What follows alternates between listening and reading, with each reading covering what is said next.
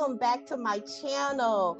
I'm Dr. Wynette Green, and I am so honored today. I have a very special guest for you guys, all the way from Quebec, Canada, and she is so phenomenal. Her name is Miss Angela Paola. Did I say that correctly, Angela? Yeah, perfect. Awesome. Welcome, welcome, welcome. I am so excited to have you as my special guest today. As you know, Angela, I love the fact you're an author, you're a self-development coach.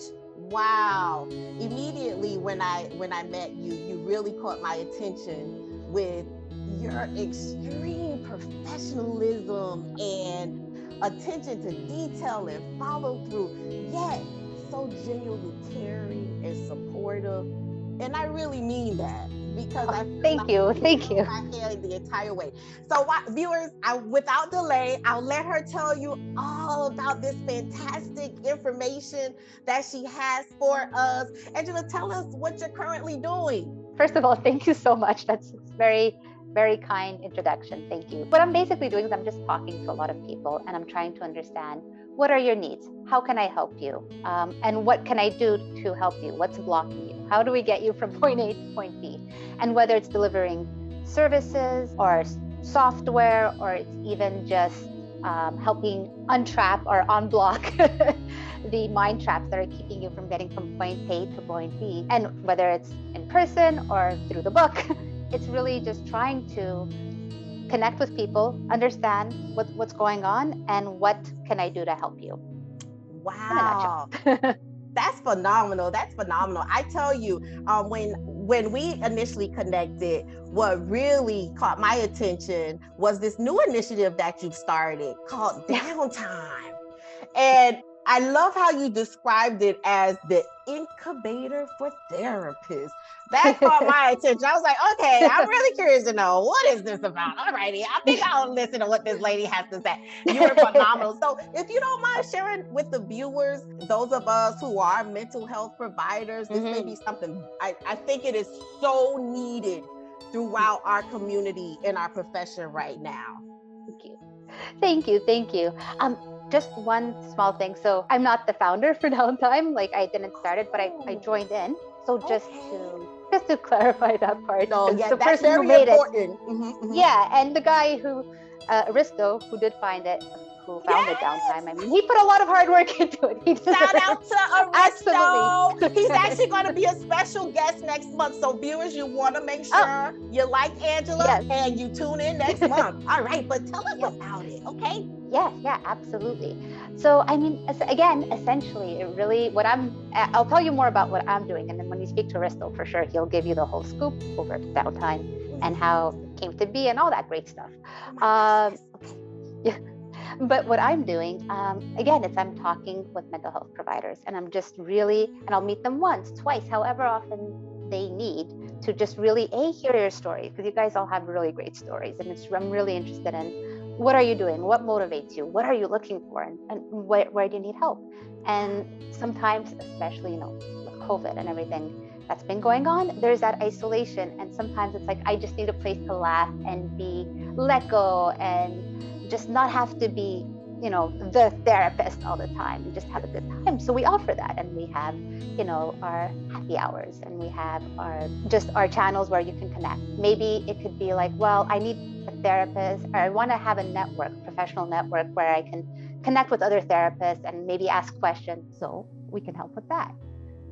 Or it can also be in terms of, well, I'm getting these leads, but the follow-up and all that piece of it is hard. I need someone to help nurture those leads, and maybe ping them and check in with them, make sure and get them ready. Nice. And basically just nurture those leads. So we have software to help with that and to do that piece.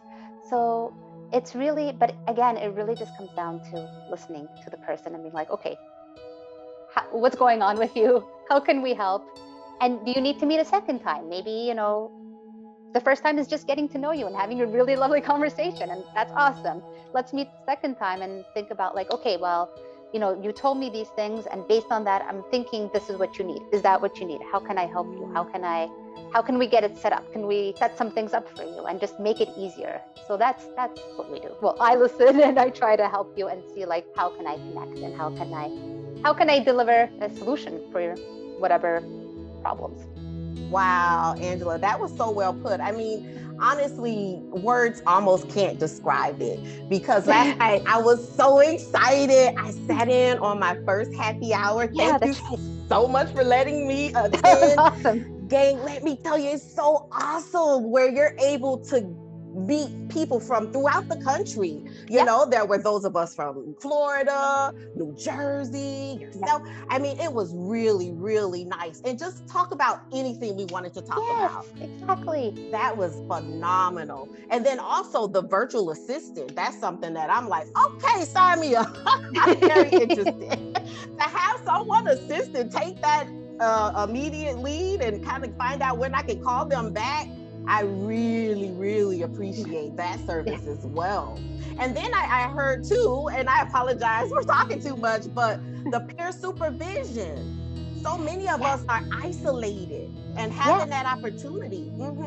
And that was born out of a conversation in happy hour where it came up like, hey, one of the therapists was saying, is that something you guys want? And then just running with it. And we had the platform to provide the opportunity to connect and make that happen. It's all about how can we make those connections happen. How can we make those connections happen? That is so phenomenal. You're doing it. It's really impressive. Those of you who are listening and you're mental health providers, you may want to comment below. We're going to put our information there for you. But it's really, really phenomenal. You know, it's so interesting too. A little birdie, who I'm just going to say who it is. He was so amazing. And he told me, you have to ask Angela. She has this amazing, interesting story of how she has now been able to be very comfortable making these cold calls. You know, I mean, that must be really challenging. Tell us a story, Angela. Oh gosh. You know what it was though? It's really like anything else. You do it enough. The more you do it, the more like I'm pretty sure my first couple of cold calls were incredibly awkward and just all around terrible. I love it. And we're with the stutter and a little nervous talk and then eventually, and you know what? The funny thing is eventually, you know, people are rude, which doesn't happen very often, but it happens. Right? It's so happen. Or people hang up on you, or people are just fed up or just want to get off the phone with you. Once it happens enough times, it just doesn't you really become numb. phase you anymore. Well, kind of. It's like, and I think part of it is also just really having confidence in the product and knowing like, no, we know we deliver value. So if you don't see it, hey, fair enough. That's okay. But I know that we can help, and I know that we can do things to make things easier for you guys, or to give that extra or give that environment where you guys can connect. So if that's not something you need, hey, fair enough. Or if you don't, or you can't see that, okay, I'll do my best to explain it. Wow. Maybe on me, maybe I'm not explaining it properly, but generally I am confident in what we're doing, and I really believe in what we're doing. And you've got, I think it comes through when I talk about it. I get very excited and passionate. If you believe in what you're giving and what you're offering, then it doesn't really bother you when people don't agree or turn it down, because it's like, okay, it's just not for you, or you just don't see it. That's on you, buddy. I love it. Oh my gosh. I can clearly hear that social worker in you. Viewers. That's part of it. She's a social worker, so she knows how to work with people, and now just transitioning to sales. I'm telling you, past the sky is the limit, Angela.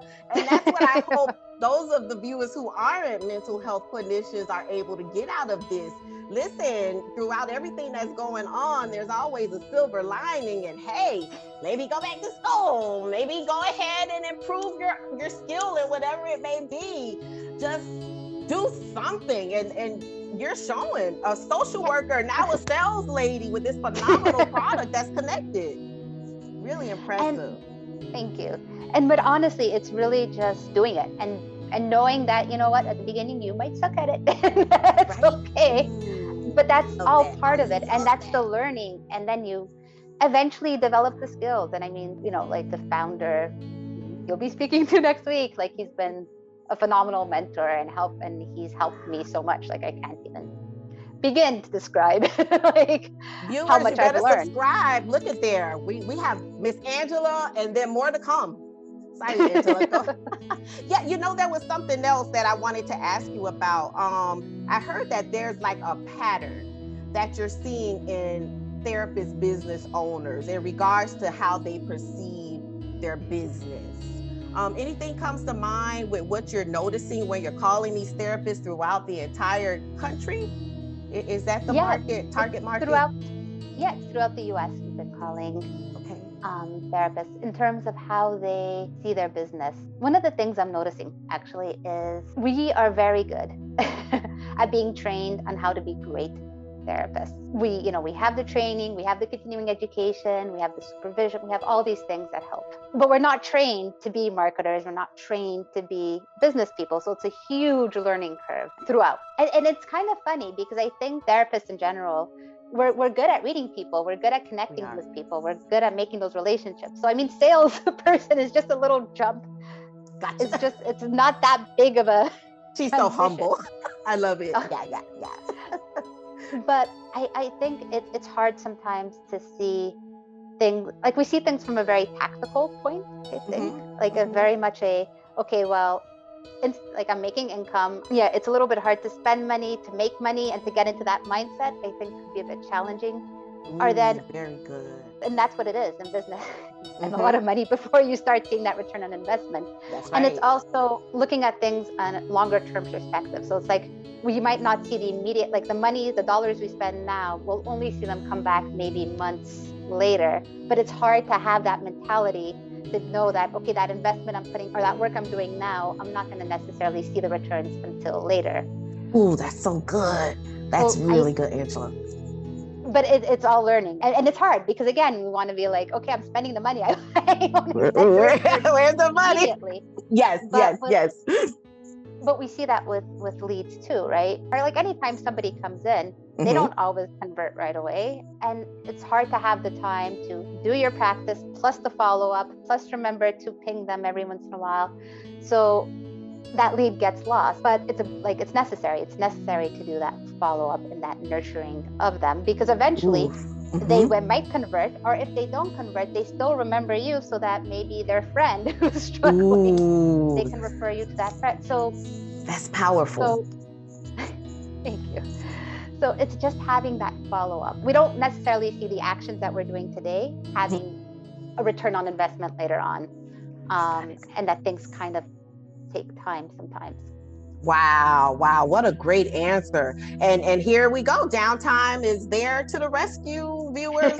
With the virtual assistant, they will call back the lead that comes in, and they're talking directly to your lead to help you, know. Go ahead, Angela. You want to explain it more? It's more through, so when somebody comes in, well, automatically, we send you the lead.